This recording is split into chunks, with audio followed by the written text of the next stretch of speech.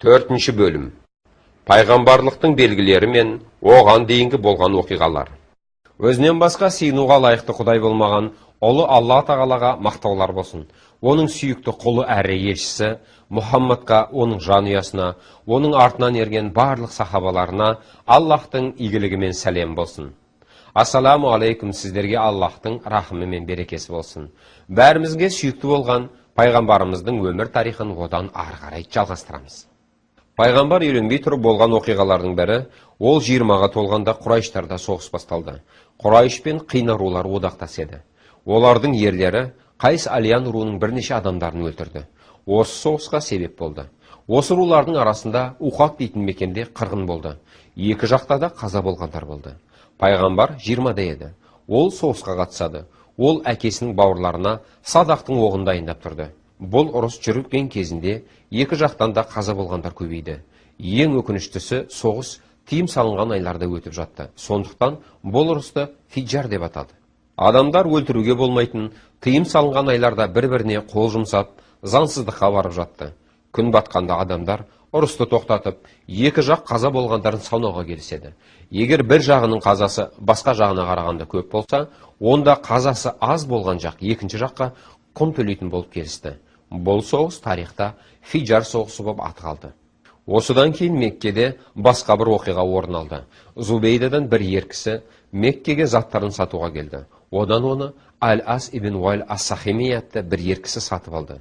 Ол одан заттарын сатып алғанда ақшасын бермей қояды.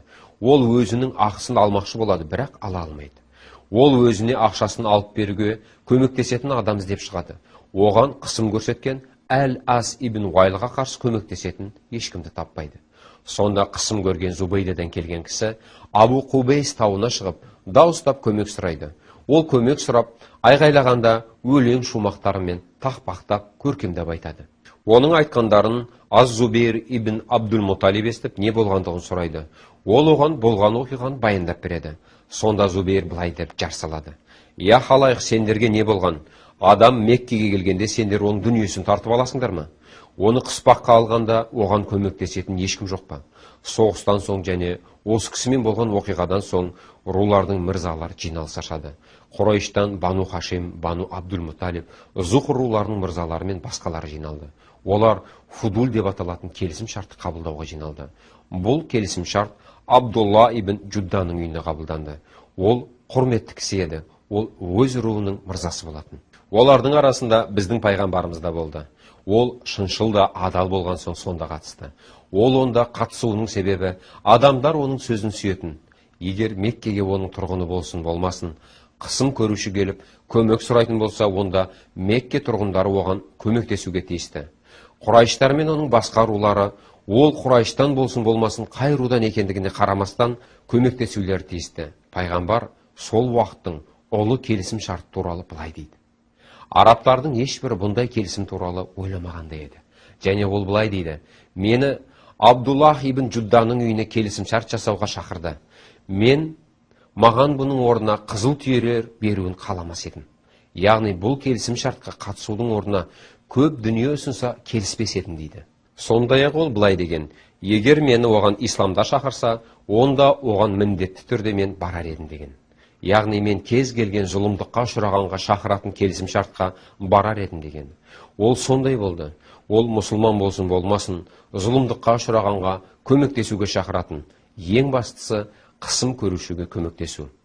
Қағбаның тыйым салынған орын және Мекке тұрғындары қай ру адам екендігіне қарамастан, олардың арасынан болсын болмасын, зардап шеккен адамға көмектесетіндігі жайлы бұл келісім шарт рулар арасы мен арабтардың арасында тарап кетті. Құрайыштардың арасында текті де ізгі әйел болды.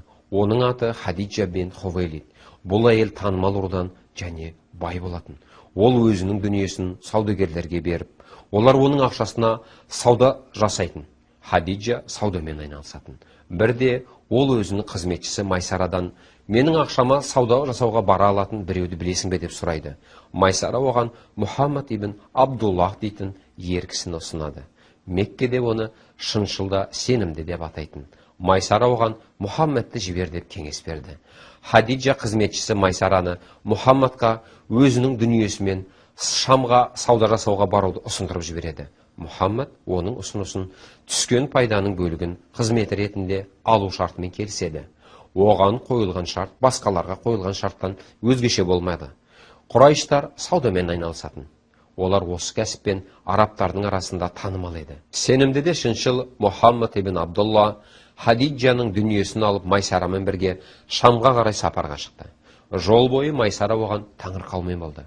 Оған әлі пайғамбарлық келген жоқ, бірақ оның тамаша белгілер көрініп жатты. Майсара оны бақылауда болды.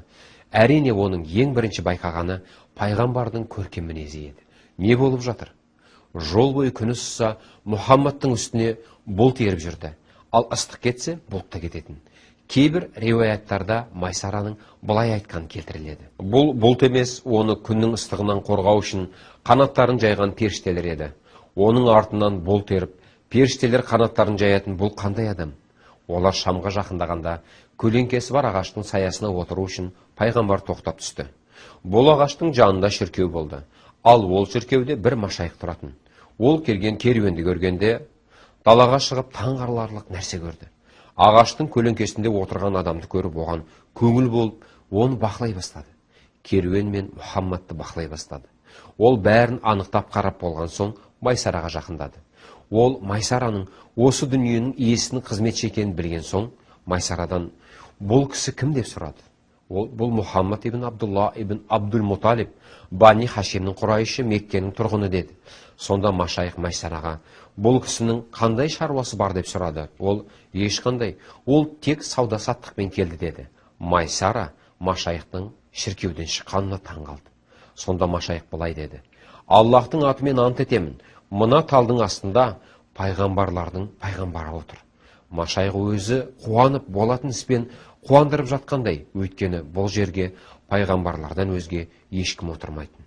Қазір біз Қа-әл-Ибақуай аймағында тұрмыз. Бұл аймақ Саудия, Ирак және Иордания мемлекеттерінің ортасында орналасқан. Өздеріңіз байқап отырғандарыңыздай, бұл аймақта мына менің арт жағымда тұрған үлкен дарақтан өзге тіршілік белгісі жоқ. Тарихи дерек көздеріне сенер болсақ, Мекке жерінен шыққан Абу Талибтің керуені осы дарақтың түбіне тыныстап өткен көрінеді. Осы керуен құрамында пайғамбарымыз Мұхаммед саллаллаху алейхи уассаламның болғанын сіздер білесіздер. Тарихшылардың айтуынша, әлемдерге жіберілген соңғы елші Мұхаммед саллаллаху алейхи уассалам көлеңкесінің астында тыныстап өткен үшін мына дарақ осы күнімізге дейін қурап кетпей сол қалпында сақталған.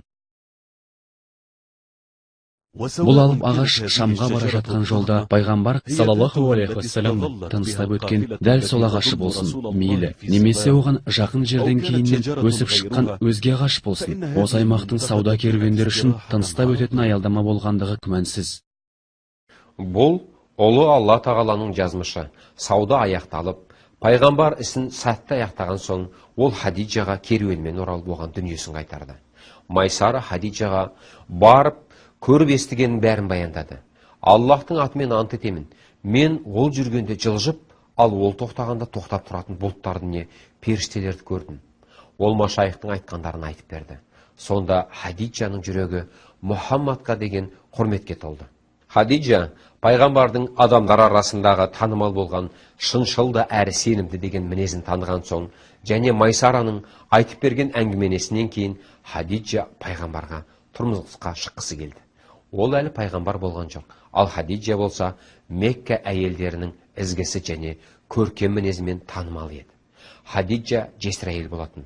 Ол пайғамбарға Нафиса дейтін қызметкер әйелді сөйлесуге жіберді. Нафиса пайғамбарға келіп, сен неге үйленбейсің деді. Пайғамбар оған, мен қалай үйленбекпін, не малым, не басымда баспанам жоқ дейді. Сен Меккедегі ең әдемі, ең текті, ең бай әйелге үйленсең қалай болар еді дейді. Пайғамбар оған, кім ол дейді. Нафиса, Хадиджа дейді. Хадиджаға дейін маған қайда. Оған Меккенің танымал адамдар құда түсіп, келісімін ала алмаған. Мен оның келісімін қалай алмақпын дейді. Нафиса болса, егер мен бәрінің ретін келтірсем, үйленер медің дейді. Пайғамбар, әрине дейді. Нафиса шынымен ақ бәрін келістіріп береді. Пайғамбар хабар ала күтпестен әкесінің бауырларына барады. Хамзаға, Абу Талибке және басқаларына барады. Ол олармен сөйлесіп, олар бұл істі жөндеп табады. Адамдардан кім Хадиджаға үйленгісі келмейді дейсің? Құрайыштардың мырзалары, олардың арасындағы танымал адамдар оған үйленгісі келген. Ал енді ол өзін тұрмысқа ұсынып отыр. Әкесінің бауырлары өз келісімдерін берді. Онымен оның әкесінің ағасы Хамза ибн Абдул-Муталиб шығады. Ол өз халқының арасында белгілі адам еді. Олар Хадиджаның әкесі Хувейлид ибн Асадқа оның қызын Мұхаммадқа айттыруға барады. Оның әкесі келісім берді. Кім өзінің қызын адамдардың мырзасына тұрмысқа бергісі келмейді? Жоқ, адамдардың емес, бүкіл жаратылыстың мырзасына. Олар оның қалыңмалы, яғни той алдында беретін сыйы 20 түйе болады деп келіседі. Пайғамбар Хадиджаға қалың малын берді. Тәтті тамақтар беріліп, той жасалынды. Тойдан тамаша не бар? Бұл үйлену тойынан артық қандай той болмақ? Бүкіл жаратылыстардың мырзасы пайғамбар, бүкіл әйелдердің ізгісі Хадиджаға үйленіп жатыр. Олар тамаша бақытты өмір сүрді. Ол Хадиджаның сүйіп, Хадиджаның тірісінде басқа әйелдерге үйленбеген. Хадиджа оған Ибрахимнен басқа барлық балаларын туған. Ибрахим Мариям Қыптидан, Хадиджадан Қасым туылды. Сондықтан оны Абул Қасим деп те атайтын. Кейбір мәліметтер бойынша Қасымнан кейін Абдуллах туылған. Екі ұлы болған. Қыздары Роқия, Зейнаб, Уммул Күлсум және Фатима. Хадиджа оған 6 бала туған. Сонымен Қасым, Абдулла, Роқия, Зейнаб, Уммул Күлсум және Фатима. Оның балалары оған пайғамбарлық келмей тұрып, сәби кездерінде өлген. Қыздарының бәрі пайғамбарлық келгеннен кейін ислам қабылдап, онымен бірге хижра жасаған. Әйелдердің мырзасы Фатимадан басқа қыздарының бәрі оған дейін қайтыс болған. Фатима пайғамбардың өлімінен кейін бірнеше айдан соң дүниеден өткен. Оның балаларының бәрі Хадиджадан. Ол Хадиджамен игілікті қарым-қатынаста болып, мырзалығын танытатын. Хадиджа да онымен жақсы қарым-қатынаста болып, қолындағысын аямаған. Пайғамбар өмірінің ең бақытты күндерін Хадиджамен бірге өткізген. Өйткені Хадиджа ол үшін ең сүйікті адам болатын. Хадиджа пайғамбармен өткізілген өмірінде онымен көп таңырқататын істер болып жататын. Бұл Майсараның Манақ жайлы айтқан әңгімелерінен басқа.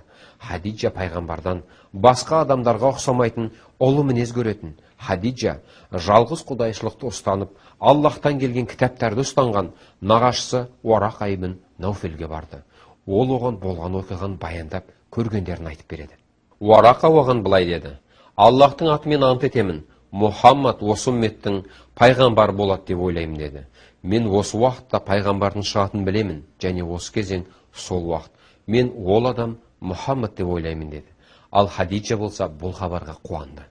Пайғамбар 35-ке келгенде Қағба қазіргідей емес еді. Ол анағұрлым төмен болған, және ол Қағбаның төбесі болмаған. Оның ішінде құдық, ал құдықтың ішінде Қағбаның қазынасы болатын. Бұл құдықтың ішінде бағалы қазына болатын. Оған ешкім жақындамайтын. Қағбаның шатыры болмай, ол аласа болғандықтан, оның қабырғаларына бірнеше адам шығып, ішіне түсіп, Қағбаның ішіндегі қазынасын ұрлап кетеді. Сол кезде пайғамбар 35-те болатын. Таң атысымен адамдар ұйқыларынан оянып, болған оқиғаны көргенде қатты өкінеді.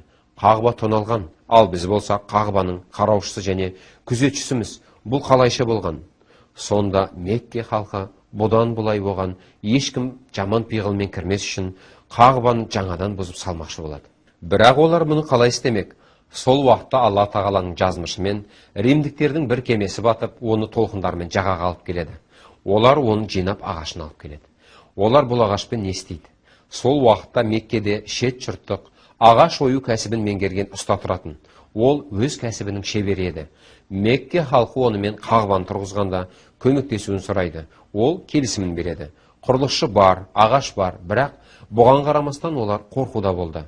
Қағбаның ішінен жылан шығып отырды. Меккенің тұрғындары ол жыланды оның күзетшісі деп ойлады. Олар Қағбаға жақындаса болды, жылан ысқырып, айбат шегіп отырды. Мекке тұрғындары одан қорықты. Ол жылан барда олар Қағбаға жақындай алмайды. Сол уақытта Алла тағала бір ғажап құсын жіберді.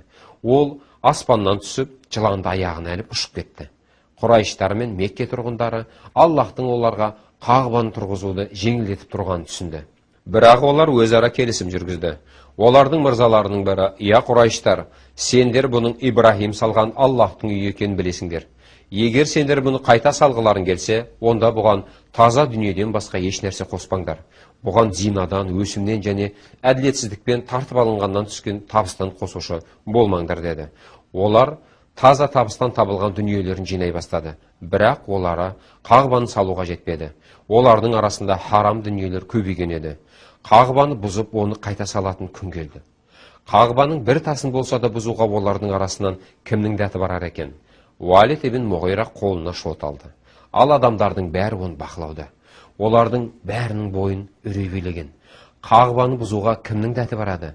Ол өзінің Раббына былай деп дұға жасады: «Я Алла, сен біздің игіліктен басқа еш нәрсе қаламайтынымызды білесің» деді.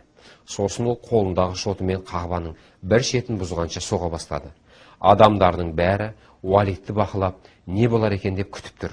Кеш болғанда ол үйіне кетті. Алып Қағбаға сол кейде ешкім жақындамады. Адамдар онымен ертеңіне не болар екен деп келісіп тарады. Ертеңіне Уалид аман есен үйіне шықты. Онымен еш нәрсе болған жоқ. Ол Қағбаны бұзуды одан ары қарай жалғастыра бастады. Сонда олар Алла тағаланың оларға бұны жасауларына рұқсат бергендігін түсінді. Қағбаның іргетасына жетіп, оның бұзуын аяқтады. Оның іргетасы тереңде еді. Олар оған жеткенде жасыл тастар тапты. Олардың әр қайсысы түйенің өркеші секілді еді. Олар бір-біріне тығыз орналасыпты. Сонда олардың арасында бір еркек оларды бір-бірінен айырып кішкене қозғамақшы болды. Ол үшін олардың арасына шот салды. Ол іргетасты қозғағанда Мекке толығымен қозғалысқа келіп шайқалды. Адамдар шошып, кері кетіп, іргетасты сол қалпында қалдыруды жөн көрді. Одан кейін Қағбаны салуды бастады. Әр ру Қағбаның бір бөлігін салды. Олардың Қағбаны салуға бөлген қаржылары таусылды. Ал олар болса Қағбаны салып бітірген жоқ. Сондықтан олар Қағбаның солтүстік батыс бөлігі Хаджрул Исмаил салып бітірілмеді. Қажылыққа барған адамдар балса білет. Хаджрул Исмаил Қағбаның жанында тізедей биіктікте көтерілген жартылай шеңбер. Ол Ибрахим мен Исмаил салған Қағбаның негізгі бөліктерінің бірі болғандықтан тауап кезінде сол аяқталмаған құрылысты, яғни Хаджрул Исмаилді қосып айналулары шарт. Біздің күнге дейін оның құрылысы сол кездегідей. Қағбаның екі есігі болатын. Олар оның бірін жауып, біреуін ғана қалдырды. Қабырғаларын адам еркін кіре алмайтындай етіп, жоғарырақ көтеріп салды. Олар оның төбесін жауып, жақсылап жапты. Әр ру Қағбаны көтеруге қатысты. Дегенмен олар ең басты мәселеге келіп тіреді. Ол іс қара тасты орнына қою. Аллахтың жәннаттан жіберген тасты. Ол туралы оның тап-таза ақ болғандығы, одан кейін адамдардың күнәсінен қарайған деген мәліметтер бар. Рулар бір-бірімен қара тасты қоюды таласа бастады. Әр ру оны қоюға өзін лайықты санады. Олар бір-бірімен жанжалдаса бастады. Абудар руы Қағба үшін жауап беретін. Олар өздерінің сол надандық замандағы әдеттеріне салынып, бір шара малдың қанын алып келіп, қолдарыңыз оған салып, Аллахтың атымен ант етеміз. Бұл қара тасты бізден басқа ешкімнің қоюына дәрежесі жетпейді. Біз қолымыз осылай қан болғанша соғысамыз деді. Бану Мағзам руы дәл солай бір шара қан алып келіп, қолдарын салып, біз де қара тасты орнына қоюға қас қанымыз қалғанша соғысамыз деді. Олардың артынша Бану Ади ибн Қаб Бұлуамар мен Хаттабтың руы. Олар бір шара қан алып келіп, олар да сол айтылған сөздерді айтты. Олардың арасындағы жанжал іштеріндегі ақсақал Абу Умей ибн Муғира болмаса, шиеленісе бастап еді. Ол жанна олардың арасындағы мырзаларын жинап алып былай деді: сендер Құрайыштардың көсемсіңдер. Егер бір-біріңнің қаныңды төксеңдер, онда ел басқаратын кім қалады деді. Сол кезде олар: біз не істеуіміз керек деп сұрады. Муғира оларға: сендер таласып ортақ шешім таба алмайтын болсаңдар, онда былай істейік. Қазір осында кірген бірінші адамның сөзіне тоқтайық. Ол бізге төреші болсын деді. Олар осыған келісіп, бірінші болып кімнің кіретінін күте бастады. Біраз уақыт өтісімен адамдардың ең абзалы Мұхаммад кіріп келді. Ол кіріп келгенде араларындағы мырзалары: бұл сенімді адам, біз оның шешіміне тоқтаймыз деп қуанып қалды. Бұл сенімді адам, біз онымен келісеміз. Олардың бәрі келісті. Мекке мен оның төңірегіндегі оның адал, сенімді және шыншыл дейтін. Ол кіріп келгенде оған болған оқиғаны баяндап түсіндірді. Оның даналығына көңіл бөліңіздерші. Пайғамбар оларға: маған киім төсеңдер деді де оған киімдердің бірін жерге төседі. Сосын ол рулардың әр қайсысына киімнің шетінен ұстауларын бұйырды. Олар солай тасты көтеріп, оны қоятын орнына қарай апарды. Олар оны қоятын орнына жеткізгенде, Мұхаммад өзінің қолымен оны өз орнына қоюына бір ауыздан бәрі келісті. Сонымен оны орнына қойған кім? Жаратылыстардың абзалы. Оның шешімімен адамдар келіскен сенімді де шыншыл Мұхаммад. Оған Аллахтың игілігімен сәлем болсын. Осылай пайғамбар қара тасты өз орнына өз қолмен орналастырды. Осылай Алла тағаланың үйі Қағбаның қайта салынуы аяқталды. Иә, сол адамзат тарихындағы қасиетті Алла тағала құтқарған құрылыс. Және оны Алла тағала жерде мұғжиза етті. Адамдар үшін Алла тағалаға құлшылық етуге тұрғызылған алғаш үйде осы Қағба болатын. Алла Құранда былай дейді: إن أول بيت وضع للناس للذي ببكة مباركا وهدى للعالمين. Адамдар үшін Алла тағалаға құлшылық етуге арналған алғаш үй Меккеде салынған үй болып табылады. Ол әлемдерге игілік және басшылық ретінде салынды. Ол белгілі бір үммет үшін ғана емес, ол бүкіл әлем үшін тура жол. Ол әлемдер үшін игілік және басшылық үшін салынды. Онда анық белгілер бар. Ол белгілердің бірі қара тас. Кім оған қолын тигізсе, ол Алла алдында ақыретте куә болады. Сондай Құранда: فيه آيات بينات مقام إبراهيم ومن دخله كان آمنا. Онда анық белгілер, Ибрахимнің орны бар. Кім оған кірсе, қауіпсіздікте болады делінген. Осылай Аллахтың ұлы үйі, қасиетті Қағбаның құрылысы аяқталды. Осы уақытта кітап иелерінен ғалымдар бұл уақыт пайғамбар келетін уақыт екендігін зерттеп жатты. Олардың бәрі бір ауыздан осы уақыт пайғамбардың уақыт екендігін мойындап жатты. Олар оның белгілеріне дейін білетін еді. Кітап көшірмелерінің кейбір нұсқаларында оның аты анық сақталған еді. Таураттың барлық нұсқаларында, Інжілдің барлық нұсқаларында, бәрінде осы уақыттың пайғамбардың келетін уақыт екендігі айтылған. Олардың бәрі осы уақыт уәде етілген адамзатты түнектен жарыққа шығаратын пайғамбардың келетін уақыт екендігін толығымен мойындаған. Кітап иелерінің кейбіреулері зерттеп келетін пайғамбардың арабтардың арасынан екендігін білген. Мұхаммадқа нұсқайтын жазбаларда болған. Таураттың кейбір көшірмелерінде былай делінген: Синайда Раббыңның белгілері көрініп, Сайырда белгілер анықталып, Фаранда белгілер бекітілді. Синай бұл Мұсаға нұсқаулар, Сайыр Исаға нұсқаулар. Фаран бұл Меккедегі тау. Бұл Тауратта бар және бұның басылған нұсқалары бар. Бұл ғана емес, кейбір нұсқаларда пайғамбардың аты да аталған. Мысалға, бір көшірмеде жер беті Ахмадқа мақтау айтымен болады деп айтылған. Сальман аль-Фараси ол кезінде отқа табынушылардан болған. Одан кейін христиан болған, дінін басқа дінге ауыстырған. Ол машайықтардың ғалымдарымен және яһудилердің ғалымдарымен және шіркеу қызметкерлерімен бірге болған.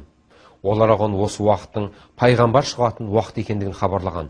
Ол олардан оны қалай танимын дегенде, олар екі тасты Меккенің арасындағы пальмалы жерден шығады деген. Олар оған Медина қаласын суреттеп, Салия тауы жайлы айтқан. Бұл Медина қаласындағы тау. Бұл Таураттың ескі нұсқаларында айтылған. Олардың баспа түрі, көшірме түрі бәрі осы уақыттың пайғамбардың шығатын уақыт екендігін баяндаған. Медина қаласының яһудилері Аус пен Хажраш руына осы уақыттың пайғамбар шығатын уақыт екендігін айтып қорқытқан. Яғни оның артынан еріп, біз сендерді қырамыз деп бәрі болжап күтуде еді.